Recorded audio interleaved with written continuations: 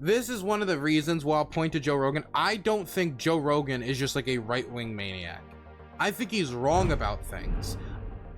Talk about the historic same-sex marriage bill that just advanced in the Senate. So many of you were very heartbroken to see what happened with Roe versus Wade, but it didn't need to be that way. In fact, Democrats have had very brief, but not taken advantage of, opportunities to codify Roe versus Wade. The one that's talked about the most being during the start of Obama's term, but there was problems with senators being sick and unavailable to vote, and about where they would spend their political capital. Ultimately, Roe versus Wade was not codified. So, moving on, Roe versus Wade gets overturned after the Supreme Court majority changes to very, very conservative, and now that has a lot of people worried not only for the future of women's reproductive health and their reproductive rights, but also for the future of other rulings. And so, Democrats have decided, well, we might have made this mistake before, even if the situation was difficult. Now, we don't want to make that mistake again. So we're going to host a vote on the codification of gay marriage. So that means if one day a conservative majority, as you know, Clarence Thomas has made clear himself, is ever interested in overturning gay marriage, making it so it's back up to the states, and then making it difficult for gay people in places like Missouri and other states which are gonna, have gay marriage be made illegal, what's gonna happen to those people? What's gonna happen to those gay people? So we need to codify gay marriage and protect it on the federal level. And so there was a question about whether or not that was gonna pass, because the majority of Republicans in the House still voted against it. 50 voted for it, which is a positive development, but the majority of Republican politicians still voted against it. And it looks like the majority of Republican senators are still going to vote against it, but it looks like they needed to get 60 votes to pass it. It looks like they're going to get a little bit over 60 votes, and they're going to be able to get it through. Let's read about it. This is a big, big W. The Senate is poised this week to pass landmark legislation to federally enshrine both same-sex and interracial marriage rights, amid what Democrats call a worry that Supreme Court conservative majority could overturn protections for both. The first key test vote was Wednesday to start formal debate on the bill. The procedural hurdle was cleared with a 62-37 vote, with 12 Republicans joining 50-member Democratic caucus, setting a measure on track to pass as early as Thursday.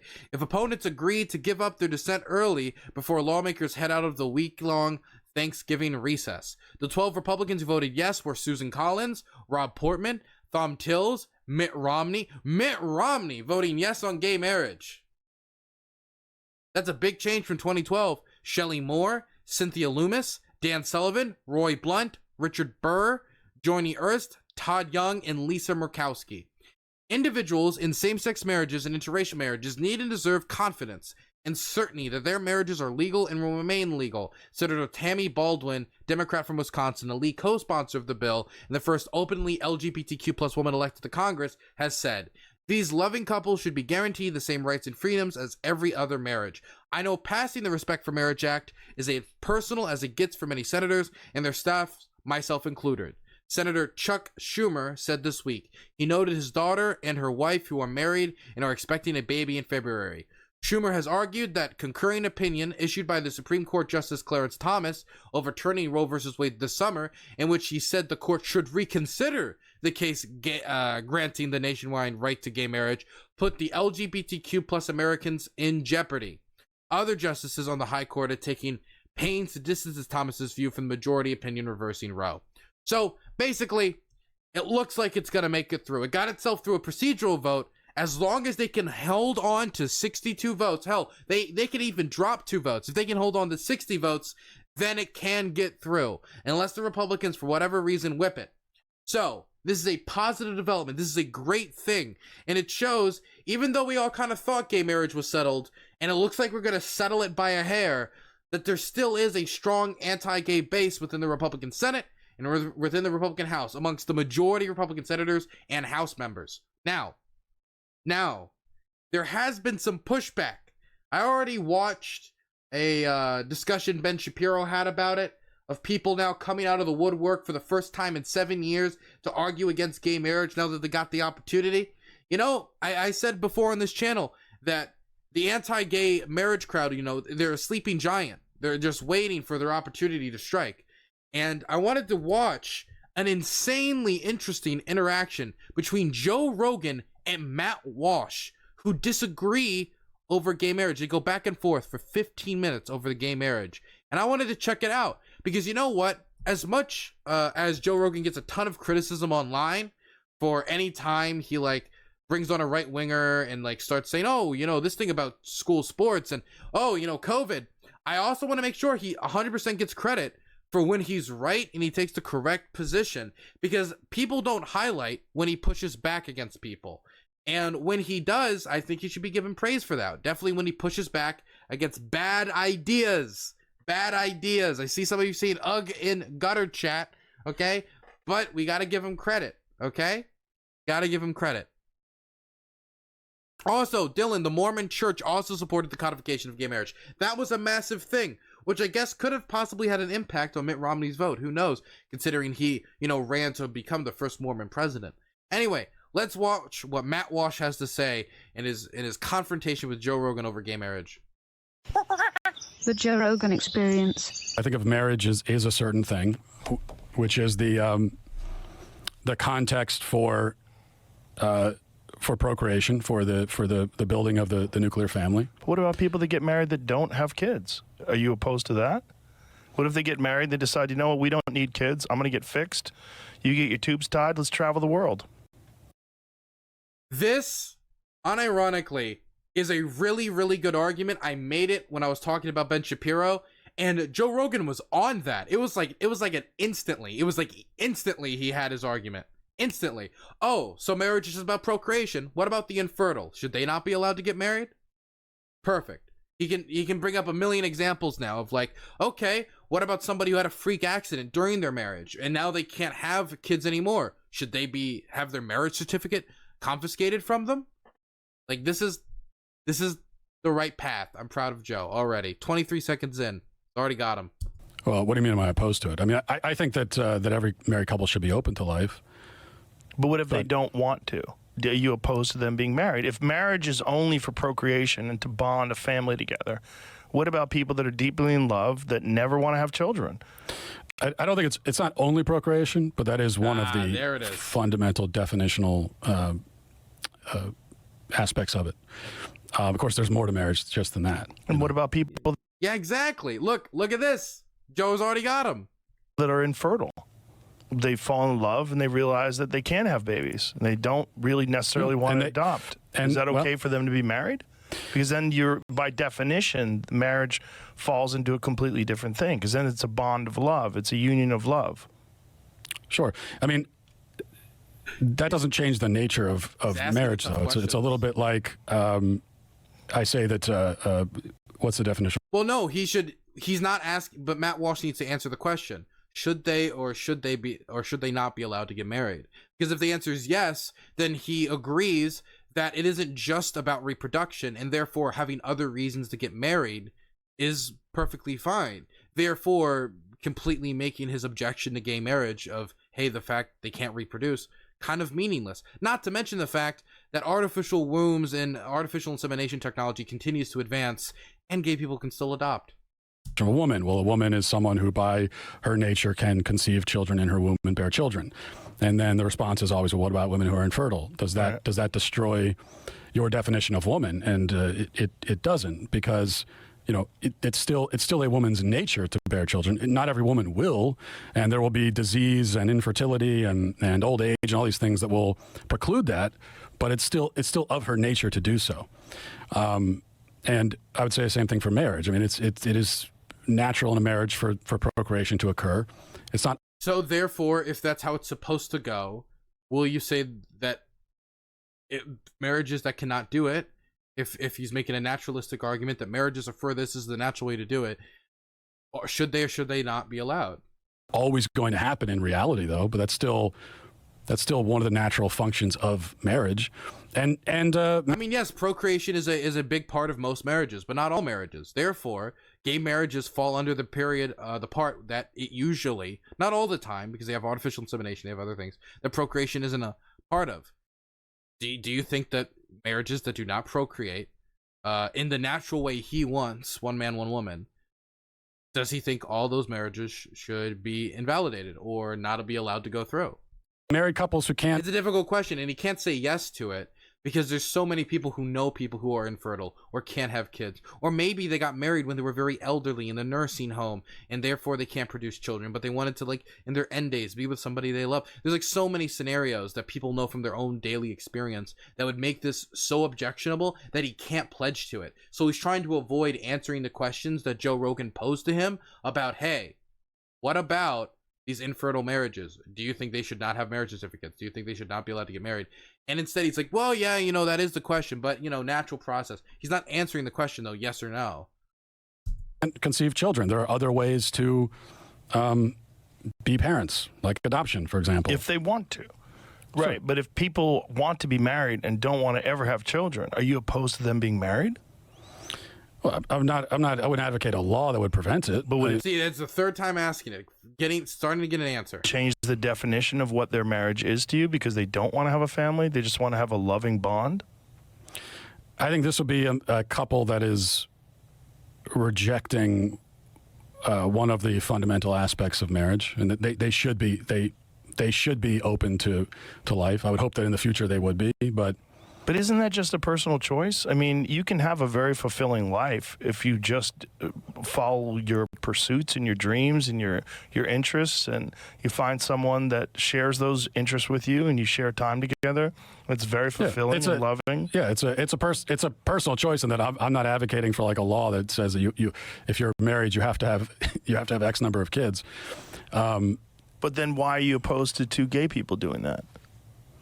Well, because again, it's not about choice. It's about what this institution, marriage is an institution, and what is it, and what purpose does it serve? And I do not agree with. But we acknowledge, because the thing is, marriages are also still, gay marriages are still used to raise children and sometimes even give birth to children. With artificial insemination, this technology continues to advance. So it's not like there aren't gay marriages where children are raised. There absolutely are. We see them in our daily life. So I don't understand why gay marriages would be treated differently if he acknowledges that there are marriages where people can't have children, but it's okay for them to be married and he's fine with it. And those should be allowed. But the gay ones shouldn't, because why? Tearing down or changing this definition, especially because the people who have changed the definition haven't come up with a new one. So they say, well, that's not what marriage is. So for thousands of years, we said marriage is the procreative union. And then we had the other side that came along and said, well, it's not that. Okay, well then, like, what is it exactly? And I know you said, well, it's people who love each other. Two people love each other. Well, but then why two people? Why do they have to love each other? All these kinds of questions. You get into, what if they're in the same family? What if brothers and sisters want to marry? And I know every time that comes up, the advocates for gay marriage will say, well, that's a slippery slope argument. That's a fallacious. But it's actually not. It's like we're trying to get to, what do you even think this institution is now, since you've rejected out what we were saying it was. And I've never found a compelling definition. And any definition offered, it's like, well, what's even the point then? Why do we even need this now? I just don't see how a gay marriage in any way damages a straight marriage. I don't see it at all. It doesn't make any sense to me. It just seems to me that people want to be.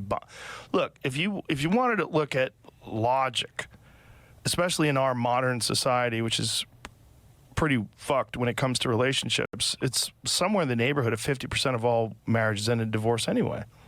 They don't make it. I don't know if anything would damage marriage and damage the institution of marriage is the option of divorce. I don't think gay people and gay people getting married in any way, shape, or form changes a bond that you have with your wife. It's just called marriage. It's a human invented thing. If we decide that gay people can get married too, I just don't see how it damages anything. I don't think it tears down the definition of marriage in any way. It just opens up the possibility that people who are gay won't be discriminated against. Yeah, I don't think that a gay couple existing directly impacts. There's a gay couple and wherever, and I'm with my wife in our house. Like, obviously, right. There's not. But I'm not talking about on the individual level. He's talking about the more nefarious, like, gay ops that the government engages. Of course. On the societal level. Right. I would agree that divorce, especially, this no-fault divorce, rampant divorce, I don't think it's as high as 50%. I know that's often quoted. I'm not sure where that comes from, but it is high. It's too high. And Chris Rock has a great joke about that. He said those are just the people with the courage to get out. It's like, how many cowards stay? But it's also true that the advocates for what we call now traditional marriage, which I just call marriage. Dude, can I just the advocates for traditional marriage.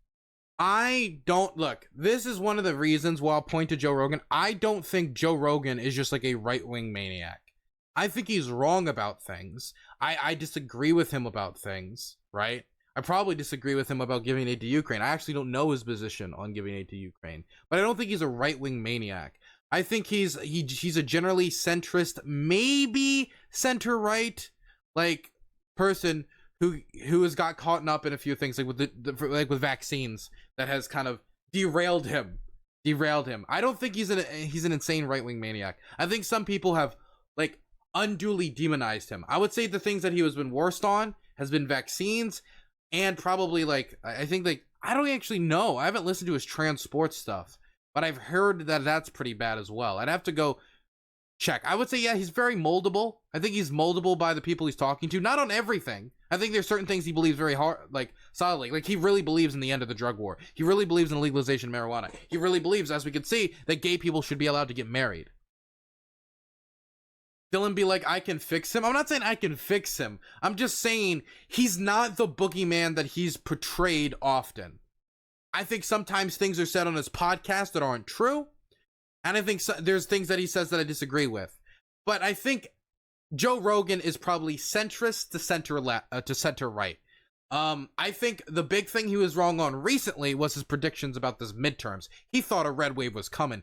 He was wrong, but so did everyone. I wonder what he's reckoning with that. I wonder what he believes. Like, why didn't the red wave come? By the way, I'm working on a video for my main channel. There's a new video on my main channel, by the way, of me talking to, me giving a speech at LibertyCon with two other presenters, a Ukrainian one and another journalist, about what I saw in Ukraine. But, so go check that out. It's a really good video. But I'm also going to be, I'm working on and I'm finishing a script for a video about why Republicans lost. And I have 5 reasons. I have 5 reasons why Republicans lost.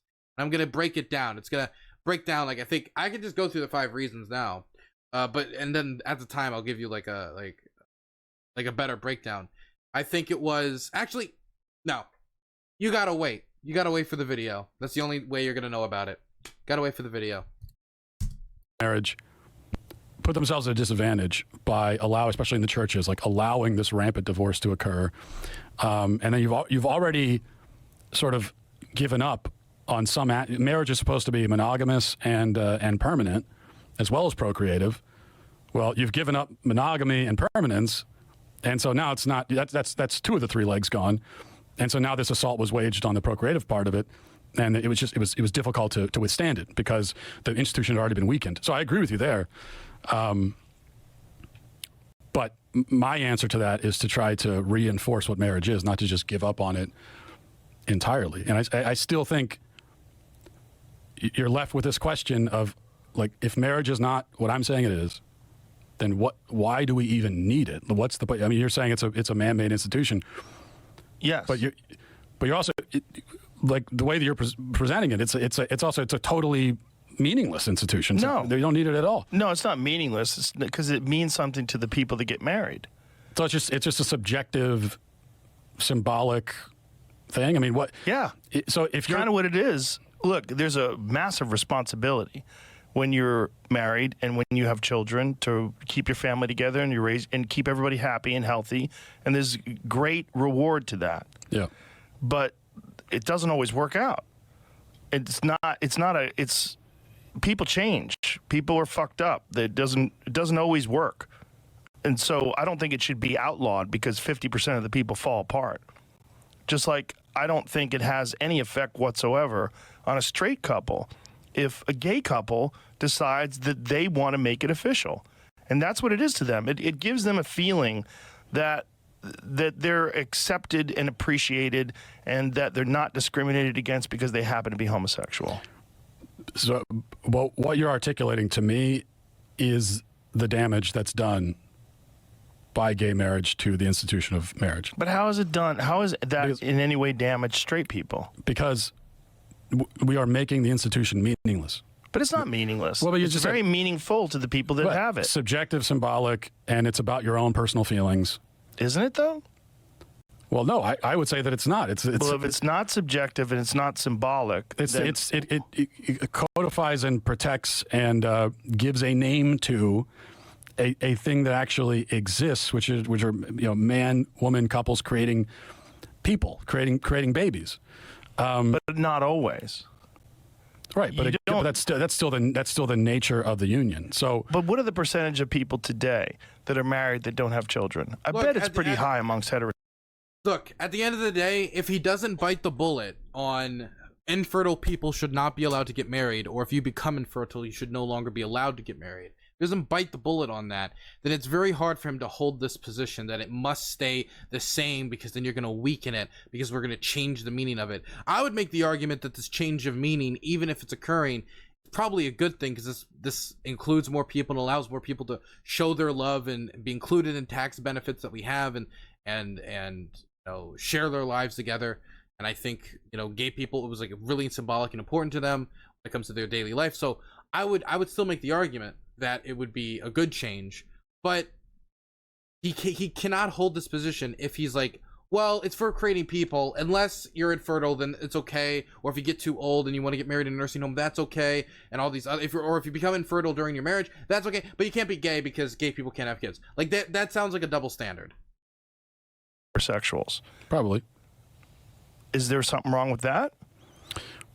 I think there is something wrong with that. I think there is something wrong with getting married and saying, oh, we're not gonna have any kids at all. But why is there something wrong with that? If someone's personal choice, well, why is it wrong that two people are like, I am deeply committed to work and I don't want to sacrifice any of my career and I don't want to ruin a kid because I'm constantly at the office, but that's where I get deep satisfaction and that's what I'm focused on.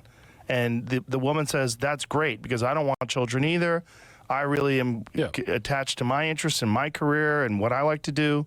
That's not damaging your relationship with your wife and your family. I certainly don't think of it as a threat to my marriage or my family. Yeah, it is a personal choice. Right, but shouldn't people be allowed to make those personal choices? Like, isn't that a fundamental aspect of what it means to be American, to have that freedom? USA, Joe. Well, right, yeah, but right now we're not talking about what people are allowed to do. I'm not saying that. Well, we're talking about marriage, gay marriage. Yeah, are they allowed to get married? We were just discussing straight couples who choose not to have kids. That's also a personal freedom issue, isn't it? Yeah, and I'm not saying that straight couples should be legally required to have kids, but if you're asking me, do I think it's the right choice to just get married and choose not to have kids ever? I do not think that that's the right choice. It's their choice, but people can make choices. The entire framework that's been designed also does not include gay people adopting children or artificial insemination or these other types of ways that children can be produced. Like, it is also not including the fact that there are many gay people who participate in that. That are wrong, and you can disagree. But how is it wrong if they have a fulfilling and wonderful life together with that choice? If their thing is that they just want to have a bond between the two of them, to just like take it to the next level, let everybody know, like, we are married. If I die, my money's going to go to Helen, and if Helen dies, I'm going to mourn her because she was my wife, and now I'll be a widower. Like, to some people, that distinction gives them peace and security and makes them feel better about the relationship, that they're both so committed that they've legally signed documents that say that they're bound by law and under the eyes of God or whatever you believe in. Yeah. They're able to make that choice, but I think you're still rejecting one of the purposes of marriage. He's saying they're able to make that choice, but under his system, they wouldn't be able to make that choice because he doesn't believe gay marriage should be legal. He is trying to prevent them from making that choice for themselves. That's the problem. And in the scenario that you just outlined, you're also deciding to live a really self-centered life. You're saying, what if you're not? What if your work is very charitable? What if it benefits humanity in a deep way? What if you spend a lot of time doing, healthcare work and, social work, and you're deeply committed to your community? It's not selfish at all. You're just dedicating your time to something other than raising new human beings. But you're dedicating your life to enhancing other human beings that are around you. That's a hypothetical. It is a hypothetical, but so is yours, right? Yeah, but I think most of the people that choose... Like, if we talked about, for example, like, I'm positive that Matt Walsh probably loves those, like, monk guys, those religious monk guys, and, like, priests who are unable to, like, get married and have kids, and, like, those are men of God, those are good people, human beings. They don't have kids, but that's how they've chosen to live their life. They want to live their life in what they think is a charitable way in the service of, you know, God. Who's like, we're not going to have kids, and the rate of those rates are declining, and the age when people first have kids is also going up, and all of that. Yeah. And most of the people that are making these choices, I don't think it's because this is why, by the way, you're never gonna see like Ben Shapiro or like, if it can be avoided, these debates don't happen anymore because it just looks bad for the right. It's an unpopular position, and it's an almost basically indefensible position when it gets to like how hypocritical the position is on like who you make exceptions for and who you don't make exceptions for like people who can and can't get married, and so it just never comes out with them looking good. So you'll almost never see conservatives debate gay marriage anymore. This is a really rare opportunity here, unironically. They're involved in charity work. I do think that it is more the scenario you outlined in the first time around, which is just like, well, this is what I'm doing. You know, I have my job. I don't want to give it up. Yeah. But don't you think that people should have the freedom to live their life in that way? I think human beings vary widely in a huge way. And I think there's some human beings that find a very fulfilling life just reading books and traveling and experiencing different things and seeing art and doing whatever the fuck they want to do. And they don't necessarily have to have kids to live a fulfilling life that way. And if they choose to do that with someone who they have a loving bond with and who they get married to, I don't think it's a bad thing that they don't want to have kids. Well, I guess we have to, maybe we're running into a question of, you know, now you get to the real fundamental question. I think it's a fundamental freedom thing. Yeah, we're not disagreeing, I guess, on the freedom aspect of it, because again, I'm not saying you should be required to have kids. No, you do disagree about, not the kid production, the production of the youth, but you disagree about gay marriage. You don't believe in that freedom for people. You believe this is something that must be there needs to be a line drawn saying gay couples are not allowed. But you're imposing your sensibilities on what you think is important in life to other people. But everybody has a different idea of what's important in life without hurting anyone. The thing is, like, what I'm saying is these people that are married, that don't have children, they're not harming anyone. They're not harming these unborn children that they never have. They're not harming anyone. Oh my God, he's tearing them it apart. doesn't affect your relationship with your family and your marriage at all. Yeah, but I'm also not. I'm not imposing myself on them or harming them by gay people. You are answering a question about how I feel about their choices. Right, but nor are gay people doing that to you. I think the harm comes from. I'm so proud of him for bringing it back around. Oh God, this is the best performance I've ever seen from Joe. On a societal level, when we start breaking down these basic central institutions, like the institution of the family and of marriage, that's where the harm comes from. And the more that people believe, the more that we build a society where it's believed that marriage is objectively meaningless, right? It's entirely subjective. It's just about making you feel better. The more that we build a society like that, I think that's where the harm comes in. The worse it is, and people are going to reject marriage, and that means more, fewer kids are being born. And also, more kids are being born in a context where they don't have that stable family structure. So the harm definitely comes. It may not be this immediate, connect the dots. I wish we got deeper into Matt Walsh's psyche around homosexuality. I wish he was able to ask, like, what do you think about being gay? You think it's okay to be gay? Just like, boom, just get straight to it. Because, like, I think if you dig a little deeper here, you're going to see it's not really about, the production of children must be upheld, because he has exceptions for it. So it feels like that's not what's being defended here.